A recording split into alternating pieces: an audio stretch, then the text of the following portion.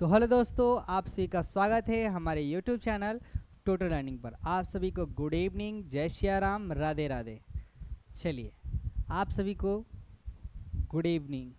चलिए, आज जो हमारा है ऑब्जेक्टिव का क्लास है, कंटिन्यू क्लास है। जो पिछले क्लास में हम लोग ऑब्जेक्टिव कर रहे थे उसके आगा बोल रहे आगे, उसके आगे हम लोग करेंगे क्वेश्चंस।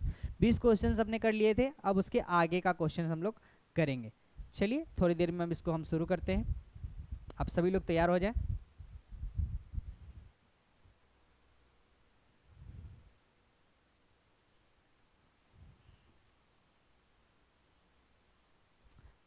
देखिए, आज जो हमारा है वो ऑब्जेक्टिव्स है, यानी मल्टीपल चॉइस क्वेश्चन। चलिए, हमने 20 क्वेश्चंस कर लिए थे। उस 20 क्वेश्चंस के बाद आते हैं, इसमें हमने 20 क्वेश्चंस को फिनिश कर लिया था। और बढ़ते हैं हम लोग 21वें क्वेश्चन की ओर, यानी 21 फर्स्ट क्वेश्चन। चलिए, जैसे भारत के किस राज्य के पास सबसे लंबी समुद्र तट रेखा है? पहला ही सवाल है, आप सभी लोग बताएं, भारत के किस राज्य के पास सबसे लंबी समुद्र तट रेखा है? केरल, गुजरात, आंध्र प्रदेश, तमिलनाडु। आप सभी लोग बताएं इसका उत्तर क्या हो जाएगा। केरल, गुजरात, आंध्र प्रदेश, तमिलनाडु। आप सभी लोग बताएं, भारत के किस राज्य के पास सबसे लंबी समुद्री तट रेखा है? ये तो बहुत ही आसान सा सवाल है। ऑप्शन नंबर बी इसका सही उत्तर होगा, गुजरात। गुजरात एक ऐसा राज्य है जिसकी समुद्र तटीय लंबाई जो है वो समुद्र से बहुत ही बड़ी है, सबसे लंबी भारत की। चलिए, अगला सवाल है हमारा 22वां नंबर सवाल। भारत के किस राज्य के पास सबसे छोटी समुद्र तट रेखा है? केरल, गुजरात, आंध्र प्रदेश, गोवा। चलिए बताइए, इस सवाल का सही उत्तर क्या हो जाएगा? केरल, गुजरात, आंध्र प्रदेश या गोवा? इसका सब सही उत्तर क्या हो जाएगा? Option number D, Goa. Goa क्या है? सबसे छोटा समुद्री तट रेखा है। चलिए, नेक्स्ट क्वेश्चन की ओर बढ़ते हैं। क्वेश्चन नंबर थर्ड तीसरा क्या है? मैकमोहन रेखा किन दो देशों के बीच है? भारत और चीन, भारत और पाकिस्तान, भारत और अफगानिस्तान या फिर इनमें से कोई नहीं? चलिए बताइए, मैकमोहन रेखा किन दो देशों के बीच है? आप सभी लोगों को पता होगा कि मैकमोहन रेखा जो है भारत और चाइना के बीच में है। चलिए, तो इस सवाल का सही उत्तर क्या होगा? Option number A. चलिए, नेक्स्ट क्वेश्चन की ओर बढ़ते हैं। Question number 24। जो रेड क्लिफ रेखा किन दो देशों के बीच में? भारत और चीन, भारत और पाकिस्तान, भारत और अफगानिस्तान या फिर इनमें से कोई नहीं? ये तो बहुत सी आसान सा सवाल है। ऑप्शन नंबर बी इसका राइट आंसर हो जाएगा। भारत और पाकिस्तान के बीच जो है रेड क्लिफ लाइन रेखा है, 1947 में से खींचा गया। अगला है आपका दुरंड रेखा किन दो देशों के बीच है? भारत और चीन, भारत और पाकिस्तान, पाकिस्तान और अफगानिस्तान या फिर इनमें से कोई नहीं? चलिए बताइए, तो इस सवाल का सही उत्तर हो जाएगा ऑप्शन नंबर सी, पाकिस्तान और अफगानिस्तान के बीच है। आज़ादी से पहले भारत और अफगानिस्तान के बीच थी। चलिए, नेक्स्ट क्वेश्चन 26वां नंबर। निम्नलिखित में भारतीय राज्यों में से किस राज्य की कोई समुद्री सीमा नहीं है? गुजरात, गोवा, राजस्थान या महाराष्ट्र? यानी कौन सा ऐसा राज्य है जिसका कोई भी समुद्र तटीय रेखा नहीं है? कौन? तो ऑप्शन नंबर सी इसका सही उत्तर हो जाएगा, राजस्थान। राजस्थान के पास कोई भी समुद्री सीमा नहीं है। नेक्स्ट क्वेश्चन है आपका सवाल नंबर 27। भारत का उत्तरी बिंदु क्या है? उत्तरी बिंदु इंदिरा कॉल, कन्याकुमारी, इंदिरा पॉइंट या फिर रामेश्वरम? उत्तरी बिंदु आप सभी लोग बताएं, उत्तरी बिंदु क्या है? उत्तरी बिंदु क्या हो जाएगा आपका? ऑप्शन नंबर इंदिरा कॉल, जो कि लद्दाख में स्थित है। चलिए, नेक्स्ट क्वेश्चन है आपका क्वेश्चन नंबर 28। भारत में हरित क्रांति की शुरुआत कब हुई थी? 1966, 1910, 2013 या फिर 2017? भारत में हरित क्रांति की शुरुआत कब हुई?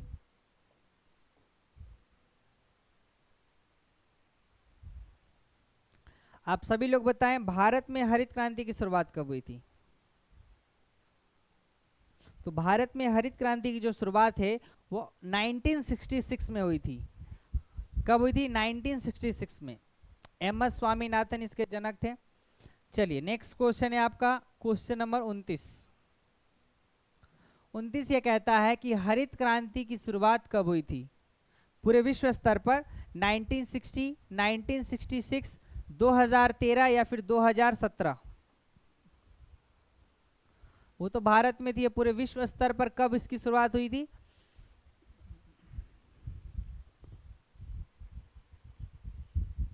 चलिए इसका उत्तर बताया आप सभी लोग। तो इस सवाल का आपका उत्तर हो जाएगा ऑप्शन नंबर ए, 1960। 1960 में क्या हुआ था? इसकी शुरुआत की गई थी। चलिए नेक्स्ट क्वेश्चन। नेक्स्ट क्वेश्चन है आपका क्वेश्चन नंबर 30। भारत की सबसे मीठी पानी की झील कौन है? आप बताइए, भारत की सबसे मीठी पानी की झील।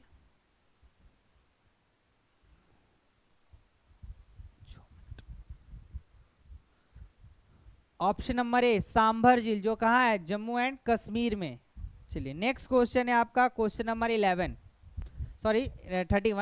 जायद मौसम में उगाई जाने वाली फसल। जायद मौसम में, जायद जो फसल लगती है उसमें कौन सी फसल इसका एग्जाम्पल है? तरबूज, सोयाबीन, मक्का या बाजरा?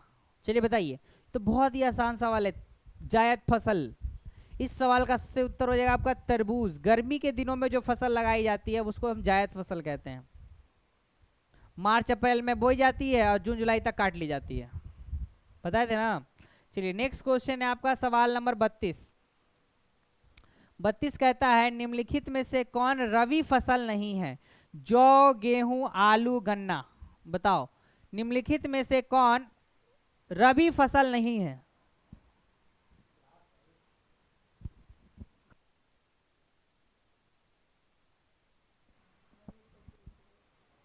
चलिए बताइए, इस सवाल का सही उत्तर क्या हो जाएगा? ऑप्शन नंबर डी, गन्ना। गन्ना क्या हो जाएगा इसका सही उत्तर? रबी फसल कौन नहीं है? गन्ना नहीं है। रबी फसल को हम कब बोते हैं? अक्टूबर नवंबर में इसको हम लोग बो देते हैं और मार्च अप्रैल तक इसकी कटाई कर लेते हैं। कब तक? मार्च अप्रैल तक इसको काट लेते हैं। तो याद रखिएगा ऑप्शन नंबर डी,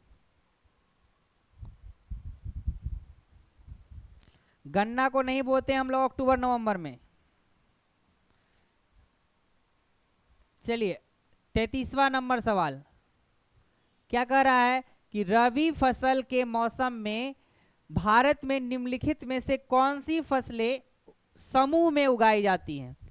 चावल, मक्का, गेहूं, जौ, मक्का, चावल, गेहूं, सरसों, चना, बाजरा, चना, चावल। यानी आप बताइए इसमें से कौन जो है रबी फसल से संबंधित है? बस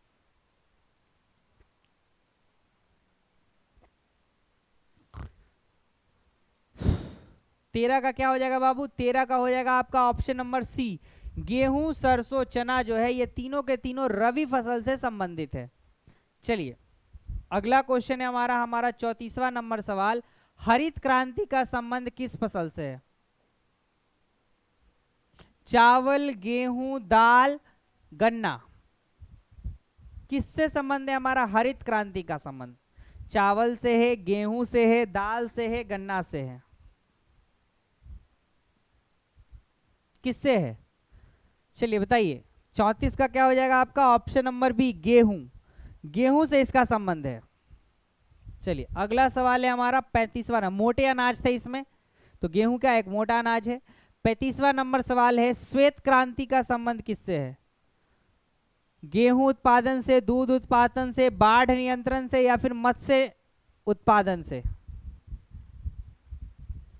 श्वेत क्रांति, तो श्वेत क्रांति का जो संबंध है वह है दूध के उत्पादन से, यानी दूध के उत्पादन में वृद्धि का संबंध है श्वेत क्रांति। चलिए अगला क्वेश्चन है आपका नीली क्रांति किससे संबंधित है? मछली उत्पादन से, दूध उत्पादन से, तेल उत्पादन से, खाद्यान्न उत्पादन से? चलिए बताइए नीली क्रांति किससे संबंधित है? नीली क्रांति किससे संबंधित है दोस्तों? तो नीली क्रांति आपका मछली उत्पादन से संबंधित है। किससे? मछली उत्पादन से। चलिए नेक्स्ट क्वेश्चन 17 नंबर 37वां नंबर, झींगा मछली किस क्रांति से संबंधित है? झींगा मछली किस क्रांति से संबंधित है? लाल, पीली, रजत, गुलाबी? बताइए झींगा मछली जो है किस क्रांति से संबंधित है? 37 का हो जाएगा आपका ऑप्शन नंबर डी, गुलाबी क्रांति। किससे संबंधित है? गुलाबी क्रांति से, याद रखिएगा। चलिए नेक्स्ट क्वेश्चन है आपका क्वेश्चन नंबर 18। 37वां नहीं 38वां ना, 37 के बाद तो 38 आता है। पड़ोसी देशों से जुड़े भारतीय राज्य एवं केंद्र शासित प्रदेशों की कुल संख्या कितनी है? यानी भारत के जो पड़ोसी देश है उनसे कितने राज्य और केंद्र शासित प्रदेश जुड़े हुए हैं? 16, 17, 18 या 20? सभी लोग इसका उत्तर दे। इसका सही उत्तर क्या है? इस सवाल का जो सही उत्तर हो जाएगा होगा आपका ऑप्शन नंबर सी 18, जिसमें 16 स्टेट हैं और 2 जो है यूनियन टेरिटरीज है। चलिए नेक्स्ट क्वेश्चन है हमारा 38वां के बाद 39वां। भारत का सबसे छोटा राज्य जनसंख्या की दृष्टि से कौन है? सिक्किम, गोवा, बिहार, पंजाब। सिक्किम, गोवा, बिहार, पंजाब। भारत का सबसे छोटा राज्य जनसंख्या की दृष्टि से कौन है? तो जनसंख्या की दृष्टि से देखें तो भारत का सबसे छोटा राज्य जो है वो है ऑप्शन नंबर ए, सिक्किम। कौन है? सिक्किम। चलिए नेक्स्ट क्वेश्चन है हमारा, लास्ट सवाल है आज का 40वां नंबर। भारत का सबसे छोटा राज्य क्षेत्रफल के अनुसार कौन है? सिक्किम, गोवा, बिहार, पंजाब।